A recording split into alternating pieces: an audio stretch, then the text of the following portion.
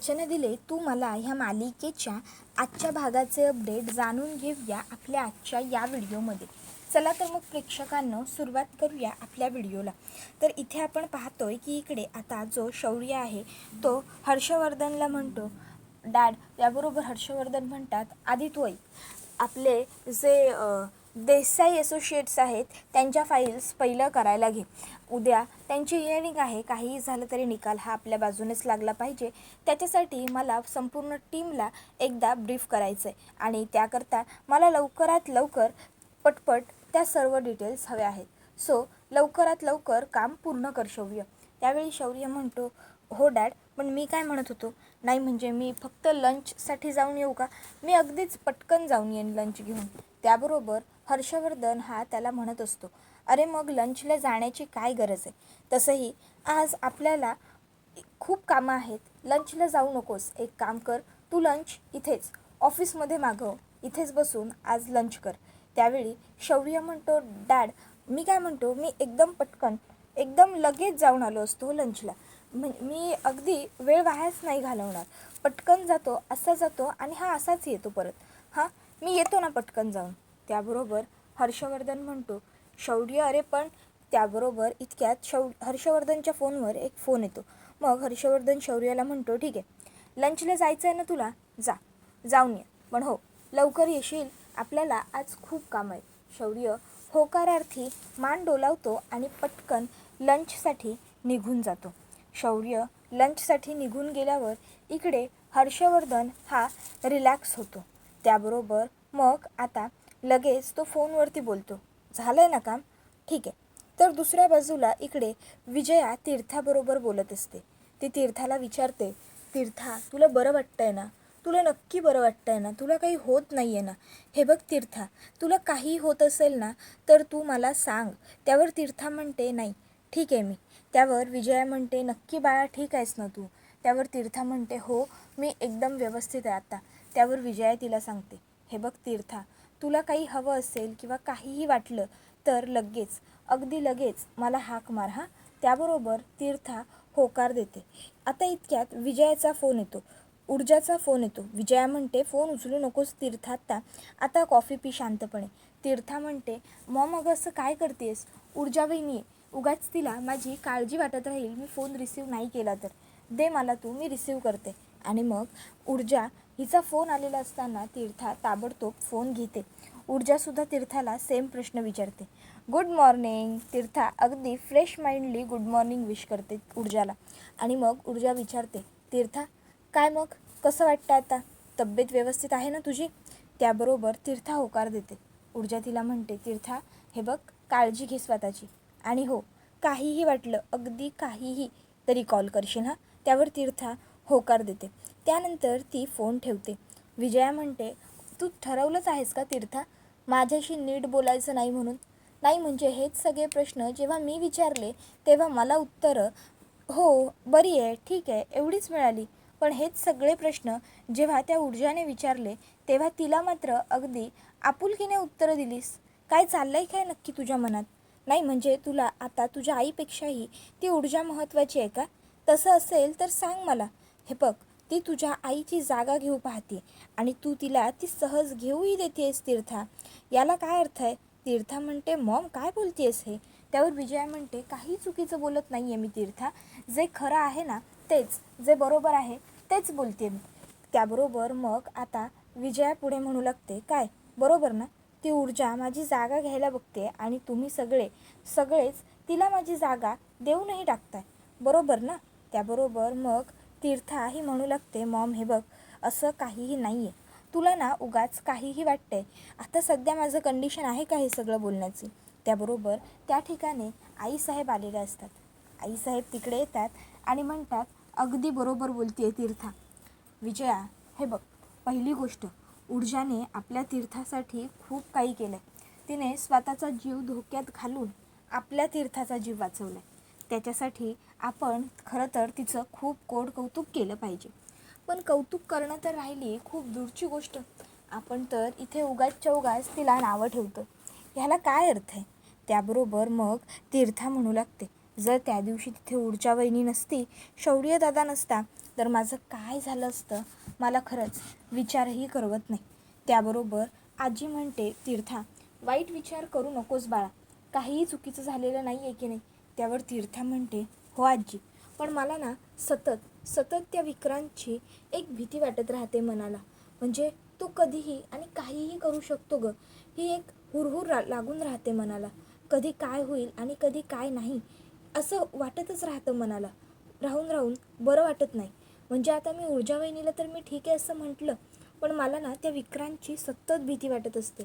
कधी काय होईल, विक्रांत काय करेल, कुठून येईल, काय होईल, सतत माझं मन ना ह्या सर्व प्रश्नांमुळे काळजीत असतं ग, त्रस्त वाटतं मला खरंच.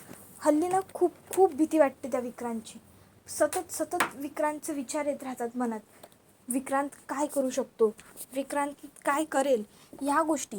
त्याबरोबर आजी ही तिला सांगते, हे बघ तीर्था, आता मुळातच तुला त्या विक्रांतबद्दल एवढा विचार करण्याची काहीही गरज नाही आहे. आम्ही सगळे आहोत ना, त्याचं काय करायचं ते आम्ही बघून घेऊ. तर दुसऱ्या बाजूला इकडे शिर्के आता सुवर्णाला विचारतात, काय मग ड्युटे चिरंजीव आपले कुठे आहेत, काही माहिती आहे का आईसाहेबांना. त्यावर ती म्हणते की नाही, मला कल्पना नाही आहे. त्याबरोबर लगेचच शिर्के म्हणतात, लक्ष न दिल्याचे हे एवढे वाईट परिणाम झालेत, तरी अजून लक्ष नाहीच आहे का तुमचं त्याच्यावर. त्याबरोबर मग आता अर्पिता म्हणते, मॉमला कशाला तुम्ही ओरडताय डॅड, तिची तरी काय चुकी आहे. आता तो कुणाला कधी काही सांगून जातो का. त्याबरोबर शिर्के म्हणतात, अगं हिला नको बोलू अर्पिता, मग कोणाला बोलू. जर वेळेवरती लक्ष दिलं असतं ना त्या विक्रांतवर, तर आज ही सगळी वेळ आलीच नसती. पण ह्यांनी कधी ड्युट्या चिरंजीवांवर लक्ष दिलंच नाही, मग हीच वेळ येणार ना. त्यावर मग मात्र अर्पिता ही त्यांना म्हणत असते, डॅड तुम्ही शांत व्हा बरं. आणि हे बघा, आता मी खरोखर विकीबरोबर बोलली, काल त्याला समजावून सांगितलंय, आता तो पुन्हा चुकणार नाही. त्यावर शिर्के म्हणतात, हो का, तू समजावलंस आणि त्याने तुझं ऐकलं, खरंच ठीक आहे, ऐकलंय ना त्याने तुझं, मग मला जरा सांगू शकशील का की तो कुठे असेल आता यावेळी. त्यावर अर्पिता म्हणते, नाही डॅड, ते तर नाही सांगू शकत, पण मे बी आपल्याच एखाद्या फार्म हाऊसवर वगैरे गेला असेल, म्हणजे जरा डोकं शांत करायला, थंड करायला. त्याबरोबर मग पुढे आता अर्पिता म्हणते, खरंच डॅड, मला खात्री आहे आता विकी चूक नाही करणार पुन्हा. त्याबरोबर शिर्के म्हणू लागतो की ड्युटे चिरंजीव आणि शांतता. अर्पिता बाळा, अगं तुला वाटतंय तसा नाही आहे तो. त्यावेळी मग शिर्के आता म्हणत असतात की तुम्ही थोडं लक्ष द्यायला हवं होतं ना. त्यावर लगेचच आता विक्रांतची आई सुवर्णा म्हणू लागते, अहो असं काय करताय, काल तुम्ही त्याला किती बोललात, जीवाला लागेल असं वाटलं असेल म्हणून थोड्या वेळासाठी कुठेतरी बाहेर गेला असेल, मित्रांवगैरेकडे जाईल, जरा मन मोकळं करेल, शांत होईल म्हणून गेला असेल, एवढं काय, जाऊ द्यात ना, मुलगा आहे आपला. त्याबरोबर शिर्के म्हणतात, वा वा वा, म्हणजे मी त्याला बोललो त्याने तुम्हाला वाईट वाटलं, पण तो जे काही वागलाय त्याचं तुम्हाला काहीच वाटत नाही आहे का, खरंच एवढं कसं काय तुम्ही त्याला सोडून देऊ शकता ना, मला कळतच नाही. तुमच्या ह्या सूट देण्यामुळेच आत्ता आपल्यावरती ही वेळ आलेली आहे. पण आता लवकरात लवकर पाटोळे त्याला शोधून काढा, कळलं ना. आणि आता तुम्ही दोघींनी काही काळजी करू नका, विक्रांतला मी शोधून काढेन. बेटा तुझा बाप आहे असं दिग्विजय शिर्के म्हणतात. आणि मग ते पाटोळेंना विचारतात, पाटोळे शोधताय ना. त्यावर पाटोळे म्हणतात, हो साहेब. साहेब काही झालंय का. त्याबरोबर मग आता शिर्के पाटोळेंना विचारतात, पाटोळे तुम्ही माकडीनीची आणि त्या पिलाची गोष्ट ऐकली आहे का हो. त्याबरोबर मग पाटोळे म्हणतात, नाही साहेब. त्यावर मग शिर्के म्हणतात, मग आज ऐकाच. एक माकडी नसते, एका हौदात अडकते, हौदात तिचं पिल्लूसुद्धा तिच्याबरोबर अडकलेलं असतं, पाणी पायापर्यंत असतं, माकडीने पिल्लू हातात धरलेलं असतं, हळूहळू पाणी वरती येऊ लागतं, कमरेपर्यंत येतं, पिल्लू हातात असतं, नंतर पाणी हातांपर्यंत येतं, माकडीन पिल्लू छातीजवळ धरते, त्याच्यानंतर हळूहळू पाणी तिच्या कमरेजवळून हातांजवळून छातीजवळ येतं, माकडीन पिल्लू डोक्याजवळ धरते, डोळ्यांवर धरते. आता हळूहळू पाणी म्हणजे तिथून हातांजवळून कमरेजवळून पार तिच्या नाकातोंडापर्यंत यायला येतं. तेव्हा माकडीने काय केलं असेल. त्याबरोबर मग मात्र आता ह्याचं उत्तर पाटोळ्यांना माहीतच नसतं. पाटोळे म्हणतात, काय केलं सर. त्याबरोबर मग शिर्के सांगतात, मग माकडीनीने जे पिल्लू एवढे वेळ वाचवलं होतं तेच पिल्लू पायांखाली धरलं, त्या पिल्लावर उभी राहिली आणि स्वतःचा जीव वाचवला. म्हणतात ना, सर सलामत तो पगड्या हजार, तसंच. त्यावेळी आता इकडे हे सांगताना शिर्केंना हेच सांगायचं असतं की विक्रांतला लवकरात लवकर शोधून काढा, बास. त्याबरोबर दुसऱ्या बाजूला इकडे विक्रांत हा मात्र फुल एन्जॉय करत असतो, फुल धमाल करत असतो. त्याला ना कसलं घेणं देणं असतं, ना कसलं सुख असतं, ना कसलं दुःख असतं. तो आपली मस्त दारू पित असतो, एन्जॉय करत असतो, मस्त डीजेला गाणी लावून गाणी ऐकत असतो आणि चिल करत असतो. आता तो हे जे काही करत असतो ते त्याच्या मित्रांना कळत नसतं आणि मेन म्हणजे पटतही नसतं. त्याचे मित्र हे त्याला म्हणत असतात, विक्रांत, अरे पण विक्रांत इतकी गाणी लाऊड व्हॉईसवरती ऐकत असतो की मित्रांचा आवाजही विक्रांतपर्यंत पोहोचत नसतो. एक मित्र येतो आणि गाणी बंद करतो. त्याबरोबर विक्रांतला राग येतो. विक्रांत त्याच्यावर ओरडतो, काय रे, कोणाला विचारून तू हात लावलास त्या स्पीकरला, कोणाला विचारून गाणी बंद केली? तसा मग दुसरा मित्रसुद्धा पुढे सरसावतो आणि मग ते दोघं मित्र म्हणू लागतात, अरे विकी थांब, काय चाललंय काय तुझं? मघापासून आम्ही दोघं जण बघतोय, टॅवड्याव गाणी लावतोय काय, नाचतोय काय, अरे काय चाललंय हे सगळं? विक्रांत, अरे तू भानावर आहेस का? त्यावर विक्रांत म्हणतो, मी बरोबर भानावर आहे, समजलं ना? अरे ये मेरे आज़ादी का जश्न है, जीत का जश्न है मित्रांनो, कळत नाही आहे का तुम्हाला? त्यावर ते दोघं म्हणतात, कसली आझादी विकी, कसला जश्न, काय बडबडतोय? त्याबरोबर मग विक्रांत म्हणतो, अरे यार ठीक आहे, आता सांगतोच तुम्हाला. काल रात्री माझा बाप गेला रे. काल रात्री मी माझ्या बापाचे अंत्यसंस्कार केले आणि आता मला मिळाली आझादी, आझादी, आझादी, आझादी. आता हा विक्रांत शिर्के कोणाच्या बापाला नाही, स्वतःच्या बापाला भीत नाही, समजलं? आता मिळाली मला खऱ्या अर्थाने आझादी. कळलं का तुम्हा सगळ्यांना? आता सगळ्यात पहिलं काम मी काय करणार आहे माहिती आहे का?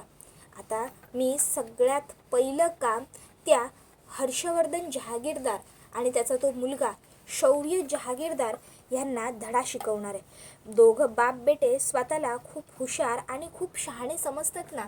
आता बघतो बरोबर त्यांच्याकडे. काल माझं त्या तीर्थाबरोबर लग्न लागलंच असतं माझं त्या तीर्थाबरोबर लग्न, पण तेवढ्यात तिकडे तो शौर्य आला आणि त्याने सगळं उद्ध्वस्त केलं. आणि म्हणूनच सोडणार नाही आहे मी त्या शौर्याला. त्याने माझं या विक्रांत शिर्केचं लग्न मोडलं. बघ मी त्याचं काय करतो. त्यावेळी त्या ठिकाणी विक्रांतचा एक मित्र येतो आणि म्हणतो, अरे मग जर तसं असेल तर तू त्या शौर्याऐवजी त्या ऊर्जाला पकडायला हवंस. नाही म्हणजे हे सगळं त्या ऊर्जामुळे सुरू झालं हे तर आपण विसरून चालणार नाही ना. तुला विसरायला होतंय का? त्याबरोबर लगेचच इकडे विक्रांत म्हणू लागतो, नाही रे, बरोबर, तूच माझा खरा मित्र, तूच माझा खरा दोस्त. त्याबरोबर विक्रांत म्हणतो की ठीक आहे, मग आता आपण त्या ऊर्जालाच गायब करणार आणि त्या ऊर्जाला चांगली अद्दल घडवणार. पण त्याआधी तुम्ही एक काम करा, त्या पद्माला शोधून काढा. ती पद्मा कुठे गेली आहे ना ते कळायला हवं आपल्याला. एकदा का ती पद्मा आपल्या ताब्यात आली ना की ती ऊर्जा मग सहज ताबडतोब आपल्या समोर येईल. मग ती ऊर्जा कुठेही लपून वगैरे राहू शकत नाही. कळतंय ना तुम्हाला मला काय म्हणायचं आहे ते? त्याबरोबर लगेचच आता इकडे विक्रांतला त्याचे मित्र म्हणतात की हो कळतंय. त्याबरोबर विक्रांत म्हणतो, आता बघाच तुम्ही मी काय काय करतो ते. तर दुसऱ्या बाजूला इकडे ऊर्जा ही शौर्याचीच वाट पाहत उभी राहिलेली असते. तर त्यावेळी आता तिकडे शौर्य हा पोहोचतो. शौर्य पोहोचल्याबरोबर ऊर्जा पटकन गाडीत बसते. गाडीत बसून मग आता ऊर्जा ही शौर्याला म्हणते, बरं झालं तू आलास. त्यावेळी शौर्य हा ऊर्जाला म्हणतो, ऊर्जा आता आपण दोघांनी मस्त निवांत वेळ घालवूया. ऊर्जा म्हणते हो. त्यावर शौर्य म्हणतो, ठीक आहे, मग आता आपण कुठे जाणार आणि काय? इतक्यात ऊर्जा पटकन तिच्याजवळचं थालीपीठ काढते आणि म्हणते, हे बघ थालीपीठ, मस्त गरमागरम थालीपीठ. त्यावर शौर्य म्हणतो, हे काय थालीपीठ तुला कुठे? त्यावर ऊर्जा म्हणते, अरे इथे कॉर्नरवर खूप छान चविष्ट थालीपीठ मिळतं, म्हणून मी आपल्या दोघांसाठी घेऊन ठेवलं होतं. पण तुला चालेल का थालीपीठ? त्यावर शौर्य म्हणतो, मिसेस बायको, तू घेतलेलं काहीही मला आवडेलच. त्याच्यानंतर मग शौर्य ऊर्जाला म्हणतो, ऊर्जा तुला माहिती आहे का, आज ऑफिसमध्ये डॅडने मला खूप काम दिलं होतं.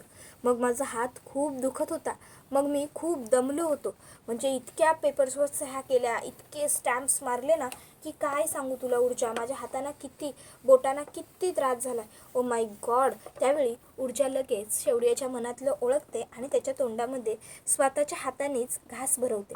ऊर्जाने शौर्याला घास भरवल्याबरोबर इकडे लगेचच आता शौर्य हा खुश होऊन जातो. त्यानंतर मग तो ऊर्जाला म्हणतो, वाह, पोट भरलं. त्यावर ऊर्जा म्हणते, हो का, मग ठीक आहे. मग आता तू शौर्य खाऊ नकोस हा, हे उरलेलं सगळं थालीपीठ मी एकटीच खाते. त्यावर शौर्य म्हणतो, अगं मी पोट भरलं असं म्हणतोय, पण मन कुठे भरलं अजून माझं, मन नाही भरलेलं माझं अजून ऊर्जा. त्यावेळी मग ऊर्जा ही म्हणू लागते, हो का, हे घे. आणि मग ती त्याला एक घास भरवते. ऊर्जा म्हणत असते, शौर्य, आमची आई नेहमी म्हणते, कुठलंही काम अर्धवट सोडायचं नसतं, जेवणसुद्धा. त्यावर शौर्य म्हणतो, बरोबर, आई म्हणते कुठलंच काम अर्धवट सोडायचं नाही, बरोबर ना. त्यावर ऊर्जा म्हणते, हो, आत्ताच तर म्हटलं ना मी हे. त्यावर शौर्य म्हणतो, आणि मग जी कामं अर्धवट राहिलेली असतील ती पूर्ण करायचं असेल तर त्याचं काय. त्यावेळी ऊर्जा म्हणते, अर्धवट राहिलेली कामं, शौर्य काय बोलतोयस. त्यावेळी शौर्य म्हणतो, ऊर्जा, तुला आठवतंय ना, आपण दोघंजणं छान फिरायला गेलो होतो. त्यावर ऊर्जा म्हणते, हो आठवतंय ना शौर्य. त्यावर शौर्य म्हणतो, तिकडे पाऊस पडला होता. ऊर्जा म्हणते, हो आठवतंय ना, किती छान पाऊस पडला होता ना, मला खरंच खूप मज्जा आली होती तेव्हा. त्यावर शौर्य म्हणतो, हो छान छान. ऊर्जा, त्यानंतर आपण आपल्या रूममध्ये गेलो. ऊर्जा म्हणते, हो गेलो होतो. शौर्य म्हणतो, आपण दोघांनी छान नवीन कपडे घातले होते. ऊर्जा म्हणते, हो घातले होते, आणि खरंच आपण दोघं पण ना खूप छान दिसत होतो. त्यावेळी शौर्य म्हणतो, हो ना, दिसत होतो ना खूप छान. मग ऊर्जा, तुला हेही आठवत असेल की ते कपडे घातल्याच्या नंतर आपण दोघं जण. त्यावर ऊर्जा म्हणते, शौर्य आत्ता तू. त्यावेळी शौर्य म्हणतो, हो. ऊर्जा, आत्ताच, ऐक ना. त्यावेळी ऊर्जा म्हणते, नको शौर्य नाही, अरे आत्ता आपण गाडीत आहोत, काही काय. त्यावर शौर्य म्हणतो, ऊर्जा, अगं पण जे राहून गेलंय ते पूर्ण तर करायला हवं ना. अगं काकू सांगतात, मग ऐकायला हवंच की, काय, बरोबर ना. त्यावेळी ऊर्जा म्हणते, नाही शौर्य नको, हे बघ ही वेळ आहे का आत्ता. त्यावेळी शौर्य म्हणतो, ऊर्जा हे बघ आत्ता काहीच हरकत नाही आहे, आपण आपल्या गाडीत आहोत. त्यावर ऊर्जा म्हणते, तेच सांगायचं आहे मला तुला शौर्य, आपण गाडीत आहोत, कळतंय का तुला. चल बरं शौर्य, कुठेही तुला बरं काहीही सुचतं. शौर्य म्हणतो, ऊर्जा अगं बायको आहेस तू माझी. त्यावेळी ऊर्जा ही शौर्याच्या तोंडामध्ये घास भरवते आणि शौर्याला म्हणते, पुरे झालं आता, चल पटपट जेवून घे, धर धर धर. आणि मग ऊर्जा शौर्याला घास भरवून देते. त्याच्यानंतर मग आता शौर्य आणि ऊर्जा हे दोघं जण पटापट जेवून घेत असतात. शौर्य मात्र ऊर्जाच्या जवळ येण्याचा प्रयत्न करतच असतो. ऊर्जासुद्धा कळत न कळत हळूहळू शौर्याच्या जवळ येतेच. तर त्यानंतर ऊर्जाला शौर्य सोडून घरी गेलेला असतो. आता ऊर्जा ही तिच्या कामासाठी निघालेली असताना समोरून एक भरधाव वेगाने गाडी येते आणि ऊर्जाला इजा करून निघून जाते. आता नंतर शौर्य जेव्हा ऊर्जा घरी आल्यावर ऊर्जाला बघतो, तो ताबडतोब ऊर्जाला विचारतो, ऊर्जा काय गं, हे सगळं काय झालं, आणि तुला हे एवढं काय लागलं, कसला चिखल उडाला हा तुझ्या अंगावर. त्यावर ऊर्जा म्हणते, शौर्य अरे काही कळलंच नाही रे, एक खूप भरधाव वेगाने गाडी आली आणि तिने मला धडकच दिली, चिखल फेक झाला माझ्या अंगावरती, ते तर झालंच. आणि मग ऊर्जा सगळंच सांगते की ती कशी कोसळली, काय काय घडलं वगैरे वगैरे सगळं.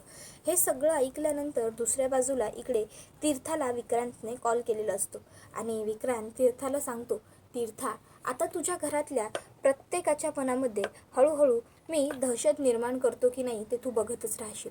आता हे ऐकून तीर्था खूप जास्त घाबरते. तीर्थाला भीती वाटलेली असते, कळत नसतं की आता हे सगळं काय केलंय विक्रांतने. तर दुसऱ्या बाजूला ऊर्जा विचारते, शौर्य तू असा का बघतोयस रागाने, काय झालं, म्हणजे तुला असं वाटतंय. त्यावर शौर्य म्हणतो, हो हे सगळं त्या विक्रांत शिर्केचंच काम आहे, मला खात्री आहे. त्याबरोबर मग मात्र आता ऊर्जा ही शांत बसते. त्याबरोबर आता लगेचच शौर्य म्हणतो, त्या विक्रांतला तर ना मी. त्यावेळी ऊर्जा म्हणते, शौर्य शांत हो आधी. त्यानंतर ऊर्जा शौर्यला जरा शांत करू लागते. त्याबरोबर आता शौर्य हा ऊर्जाला कुठे कुठे आणि किती किती लागलंय हे सगळं काही तपासू लागतो, तिला मलम वगैरे लावून देऊ लागतो. त्यावेळी आता इकडे ऊर्जा ही जरा शांत बसलेली असते, तिला लागलेलं जास्त असल्यामुळे. तर शौर्य हा बघत असताना हा व्हिडिओ इथेच संपतो. व्हिडिओ आवडला असेल तर व्हिडिओला लाईक करा. चॅनलवर नवीन असाल तर चॅनलला सबस्क्राईब करा आणि बेल आयकॉन आठवणीने प्रेस करा, जेणेकरून तुम्हाला पुढच्या प्रत्येक व्हिडिओचं नोटिफिकेशन मिळत जाईल आणि सर्व व्हिडिओंचा आनंद हा अगदी उत्तम पद्धतीने घेता येईल. चला तर मग आजच्या पुरतं इथेच थांबूया. पुढचा व्हिडिओ येईपर्यंत धन्यवाद.